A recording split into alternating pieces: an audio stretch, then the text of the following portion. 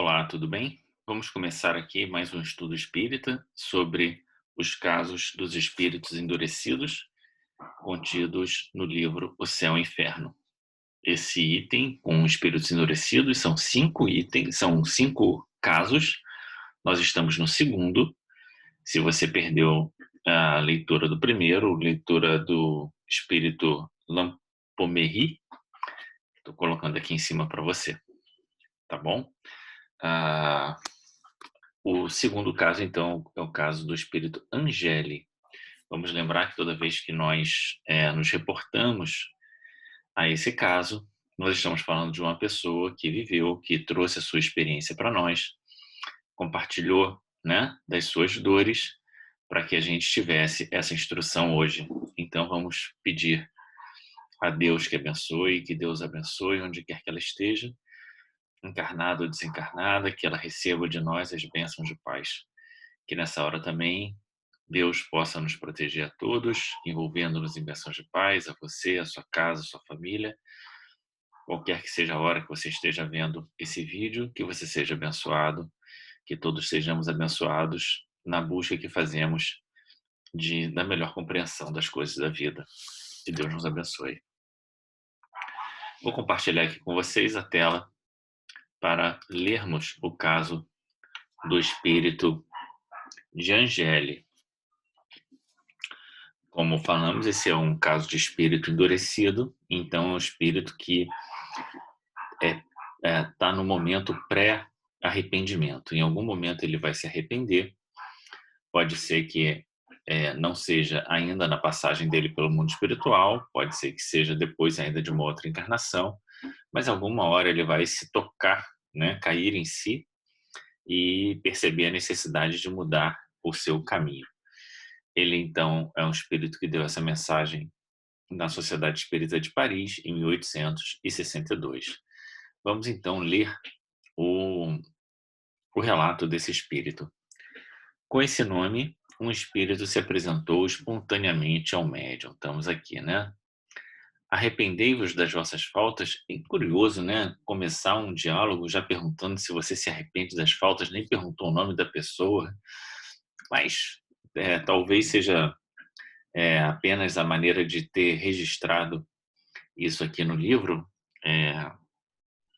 e deve ter tido alguma conversa prévia para chegar até esse momento e fazer essa pergunta. Mas tudo bem, vamos deixar isso de lado e vamos continuar aqui a nossa leitura.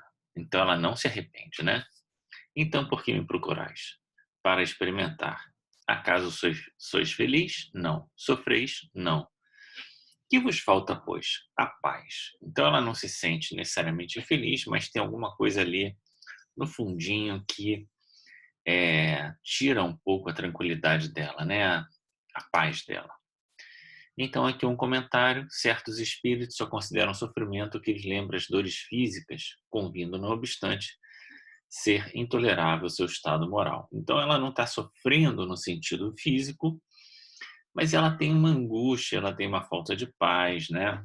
Que ela não considera exatamente como um sofrimento, mas que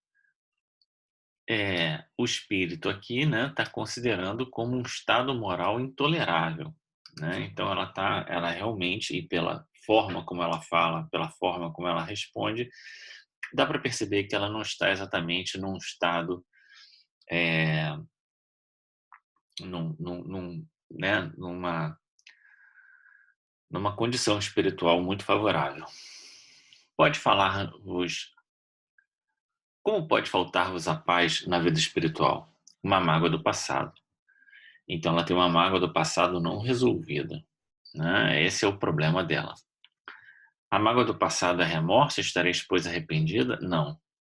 Temor do futuro é o que eu experimento. Então ela tem uma mágoa do passado e isso faz com que ela projete um futuro de incerteza para ela, né? Sem confiança do que pode lhe acontecer, dado o que ela fez no passado. Que temeis? O desconhecido. Estás disposta a dizer-me o que fizeste na última encarnação? Isso talvez me facilite orientar-vos. Nada. Então ela está acusando aqui não ter feito grandes coisas na última encarnação. E esse é talvez o grande problema dela, como a gente vai ver, considerando aqui que já na abertura, né, é Angeli nulidade sobre a Terra. Então isso mostra que ela tem algum problema aqui, né, que ela não fez nada na última encarnação. O que significa isso? Vamos ver. Qual a sua posição atual? Mediana. Mediana, segundo ela, né? Claro. Fostes casada? Sim, fui mãe e esposa. Cumpriste zelosos deveres decorrentes desse duplo encargo? Não, meu marido entediava-me bem como meus filhos. Então, ela já sabe que ela não cumpriu de forma correta os deveres como mãe e esposa. Isso já é algo que coloca ela numa posição de intranquilidade. E de que modo preencheste essa existência? Então ela se sentia entediada com o marido e com os filhos, né? Divertindo-me solteira, enfadando-me com mulher. Então ela não teve uma vida feliz, né? Quais eram as suas ocupações? Nenhuma. E quem cuidava da vossa casa? A criada. Então ela era uma dona de casa, enfadada com o marido e com os filhos. Não, quando solteira se divertiu e quando casada teve uma vida de enfado, né? Uma vida vazia, uma vida em que ela não tinha exatamente nenhuma grande ocupação, já que ela não trabalhava e ela não precisava cuidar da casa. Não será cabível atribuir a essa inércia a causa dos vossos pesares e temores? Né? Quer dizer, uma vida tão vazia? Talvez tenhas razão, mas não basta concordar. Quereis reparar a inutilidade dessa existência auxiliar os espíritos sofredores que nos cercam? Como? Então, o espírito aqui já percebeu que o grande ponto dela foi a inutilidade da sua existência, né? Então a gente não está aqui para passar o tempo, esperar a hora da morte chegar, né? A gente tem que tornar a nossa vida útil para nós e para os outros. Esse é o ponto principal, né? Essa é a ideia de espalhar, semear o bem em torno de nós, tornando-nos útil para os outros. E aí, ela que está numa posição de amargura, né, é convidada, então, a sair dessa posição de inutilidade e auxiliar os espíritos sofredores. Mas como? Ajudando-os a aperfeiçoarem-se pelo vosso conselho e pelas vossas preces. Mas ela nem sabe orar, ó, nem sei orar. Falemos juntos e aprendereis. Sim? Não. Ó, até o convite que o Espírito faz para que ela aprenda a orar, ela não quer. Então ela recusa até isso. Mas por quê? Porque cansa. Então a gente vê um espírito entediado, um espírito que gastou muito tempo sem fazer muita coisa, sem fazer praticamente nada, né? E esse estado de inércia, às vezes, é o mais difícil de ser rompido, exatamente porque você precisa fazer muita força para mudar aquela situação. Às vezes muita força diante daquilo que do nada que você fazia, porque quando você começa tudo fica mais fácil, né? Vamos ler então aqui a instrução do médium. Então ela não está arrependida, ela não deseja mudar a posição dela, ela foi convidada a assumir uma outra postura e não quis, e por isso ela está aqui na categoria dos espíritos endurecidos. Então, portanto, provavelmente ela ainda vai passar por um conjunto de dificuldades, vamos dizer assim, para que ela ainda perceba, em algum momento ela chegue à conclusão de que aquilo que ela fez ou daquilo que ela está fazendo não é o melhor e que ela precisa tomar uma outra atitude, né, na vida dela, na vida, nesse caso, na erraticidade, né, no mundo espiritual. Vamos ler então aqui a instrução do Guia do Médium. Damos-te instrução, facultando-te o conhecimento prático dos diversos estados do sofrimento, bem como da situação dos espíritos condenados à expiação das próprias faltas. Isso aqui é uma introduçãozinha que o Espírito está fazendo, né, para dizer, olha, tá vendo? A gente está trazendo aqui vários casos para vocês de diferentes tipos de sofrimento no mundo espiritual que foram registrados aqui exatamente no céu e inferno para isso, né? E continua então o Espírito. Angeli era uma das criaturas sem iniciativa, cuja existência é tão inútil a si como ao próximo. Então, esse foi o grande problema dela, uma existência de inutilidade. Então, se a gente quer aproveitar melhor o nosso dia, a nossa existência, a gente tem que pensar como é que eu posso, através da minha inteligência, através das coisas que eu já sei, através das coisas que eu posso inclusive vir a aprender, me tornar uma pessoa mais útil para as pessoas que estão ao meu lado, para as pessoas e para mim mesmo. É curioso que outro dia eu estava conversando com a pessoa que trabalha aqui na minha casa e ela estava falando, perguntando se eu acreditava que existia destino para as pessoas e tal. E eu falei assim, olha, mais ou menos, né? Eu acho que a gente traz algumas tendências que a gente pode desenvolver mais ou menos e a gente vai criando também um pouco, né, da nossa própria história. E no fundo, ela queria saber isso porque sempre tem a ideia de que, bom, estamos destinados ao sofrimento, à pobreza, né? Como é que é isso, né?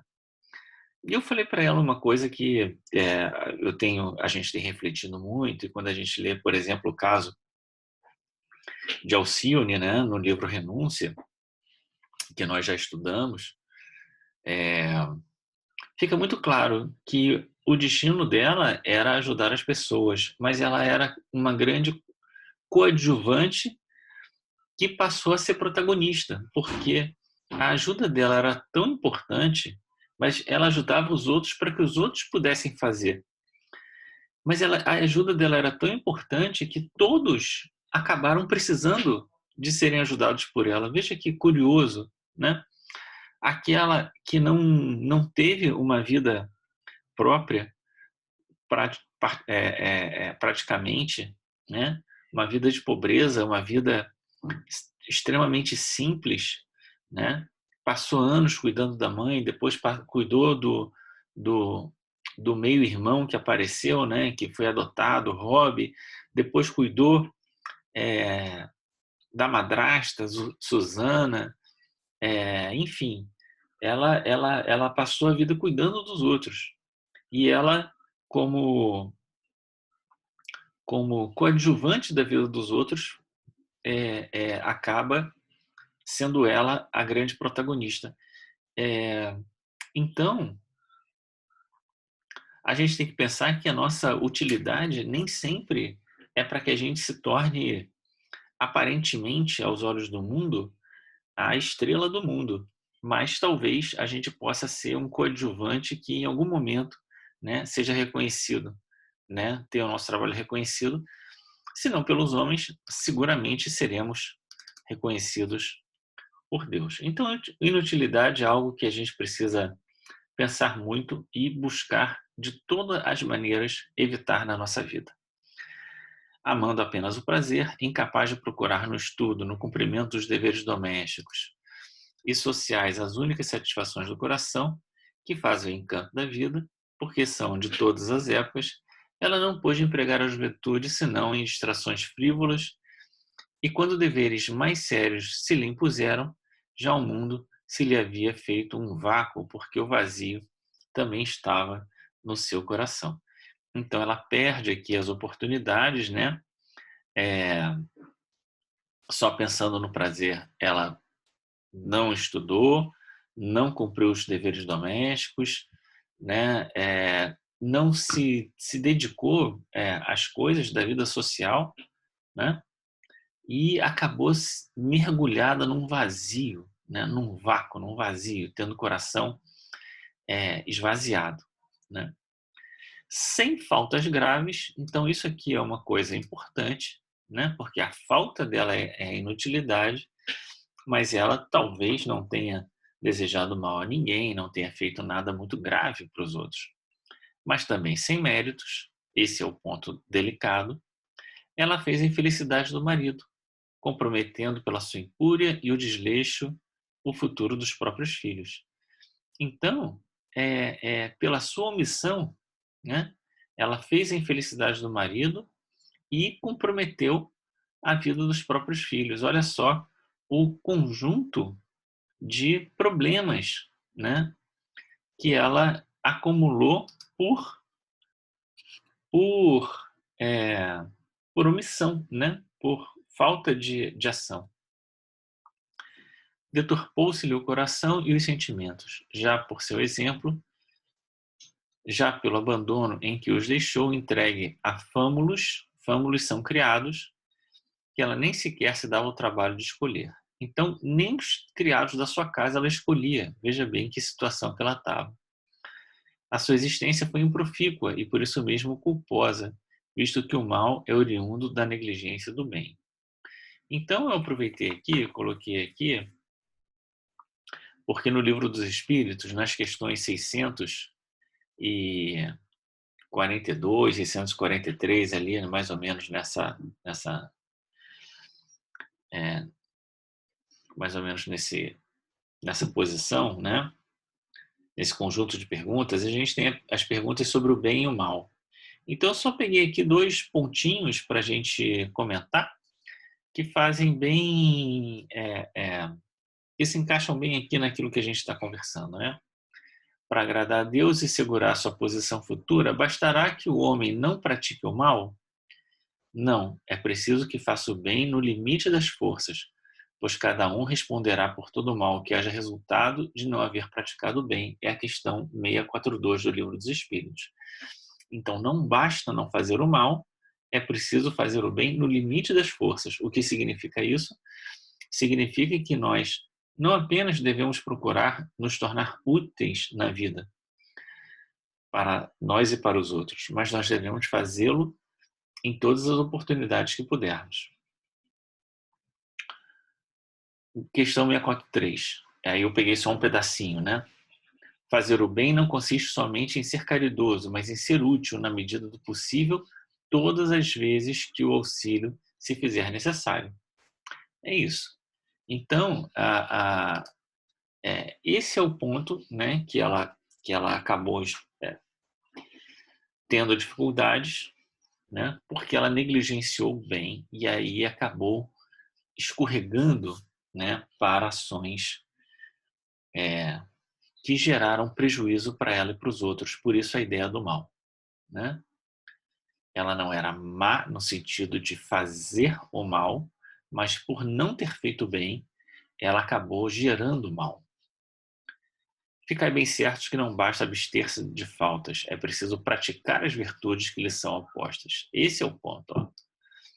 É preciso praticar as virtudes que lhe são opostas. Então, a gente não há uma reflexão que eu escutei de uma amiga um tempo atrás, já tem bastante tempo isso, que ela dizia assim: a gente não deve se fixar tanto no mal que não queremos fazer, porque a gente só fica pensando nele.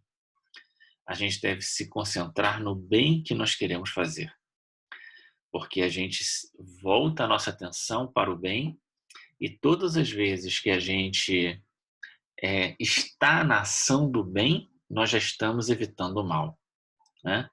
Então isso, para mim, é muito importante, porque é a ideia de que tem uma música espírita que diz assim: faz ao mal de eterna pausa. Então é como se a gente está fazendo o bem, faz o bem, faz o bem, faz o bem. Quando foi que você deixou de fazer o bem? Ih, já nem lembro mais, né? Fica tão lá para trás que ele vai perdendo aos poucos a importância. Bom, vamos aqui para terminar, que já está bem no fim. Estudai os ensinamentos do Senhor, meditai-os e compenetrai-vos de que eles, se vos fazem estacar na senda do mal, também vos impõem voltar atrás a fim de tomardes o caminho oposto que conduz ao bem. Então, essa é a ideia da reparação, né? Dá um passo atrás reconsiderar, né? E trocar o mal pelo bem. O mal é a antítese do bem. Logo, quem quiser evitar o primeiro deve seguir o segundo. Sem igual, a vida se torna nula, morta as suas obras, e Deus, nosso Pai, não é o Deus dos mortos, mas dos vivos. Então aqui a gente tem uma questão muito importante, que é a ideia de que Jesus veio para que a gente tivesse vida e vida em abundância. E a vida, então, é tornar-se útil para os outros. Isso é estar vivo para Jesus, né? E todas as vezes que nós estamos mortos, é porque nós estamos pensando unicamente em nós, na nossa satisfação, no nosso prazer, né? É, é, ou estamos deixando as oportunidades de sermos úteis para os outros passarem, né? Desculpem, vou voltar aqui para cá. Se me é permitido saber qual teria sido a penúltima existência de Angeli, a última deveria ter sido consequência dessa, isso é, da penúltima. Bom, e o espírito então vai responder. Ela viveu na indolência beatífica, na inutilidade da vida monástica. Preguiçosa e egoísta por gosto, quis experimentar a vida doméstica, mas seu espírito pouco progrediu. Então veja que ela já vinha de uma vida, né, de inutilidade dentro da vida monástica, né? Ali ela ainda cultivou, né, a preguiça e o egoísmo por gosto, quer dizer, ela devia ser incitada a fazer outras coisas, mas preferia, né, não fazê-lo. E aí ela vem numa outra vida, numa outra posição, para ver se ela dá aquele clique, né, dentro da vida familiar, se as obrigações da vida familiar lhe incitam a sair dessa posição de indolência para uma posição de atividade, mas ela não consegue fazer, né?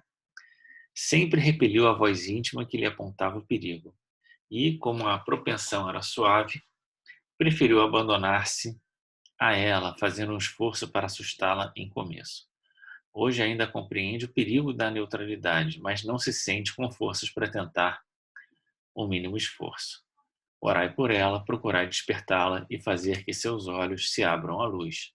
É um dever, e dever algum se despreza. Então o espírito ali tá solicitando, né, que ele ajude a Adélia através da sua oração, para que ela desperte e consiga ter uma alteração, né, da sua rota. O homem foi criado para a atividade do espírito é a sua própria essência e a do corpo uma necessidade. Cumprir, portanto, as prescrições da existência como espírito voltado à paz eterna. O serviço do espírito, a serviço do espírito, o corpo, mas não é que máquina submetida à inteligência. Trabalhar e cultivar, portanto, a inteligência para que dê salutar impulso ao instrumento que deve auxiliá-la no cumprimento de sua missão. E eu gosto de pensar, lendo essa passagem, né, de quantas pessoas buscam hoje em dia ter uma vida saudável, um corpo saudável, e a grande pergunta que eu me faço, porque eu também, né, entro nessa onda, é assim: a gente tem um corpo tão saudável e a gente lê, a gente estuda, a gente se informa, e no fundo, para quê? Né? O quanto a gente consegue transformar tudo isso em resultados positivos para os outros. Usar a nossa inteligência para tornar a vida dos outros melhor. Né? Não lhe concedais trégua nem repouso, tendo em mente que essa paz a que aspirais não vos será concedida senão pelo trabalho. Assim, quanto mais protelardes este, tanto mais durará para vós a ansiedade que espera. Então, é trabalho sem fim. É trabalhar, trabalhar e trabalhar. Trabalhar e trabalhar incessantemente, cumprir todos os deveres sem exceção. Isso com zelo, com coragem, com perseverança. A fé vos alentará.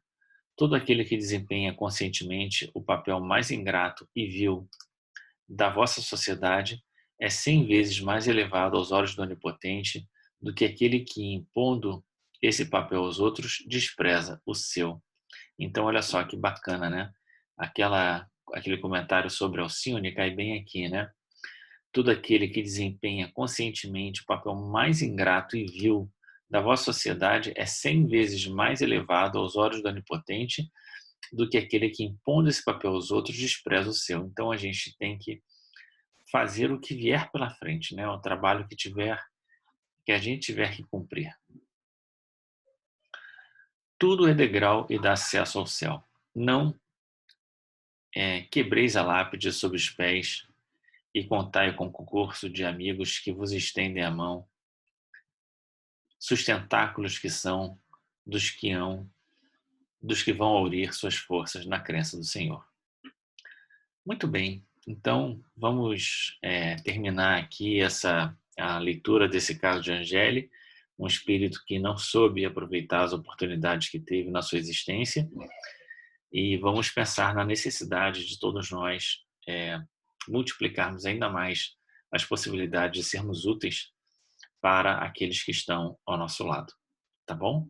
Muito obrigado por chegar até aqui, além dos casos que estamos comentando dos espíritos endurecidos, nós fizemos também já estudos sobre os espíritos em expiações terrestres e os criminosos arrependidos. Então, se você quiser assistir a esses estudos, eles estão aqui também para vocês assistirem, tá bom? Muito obrigado e até o próximo estudo.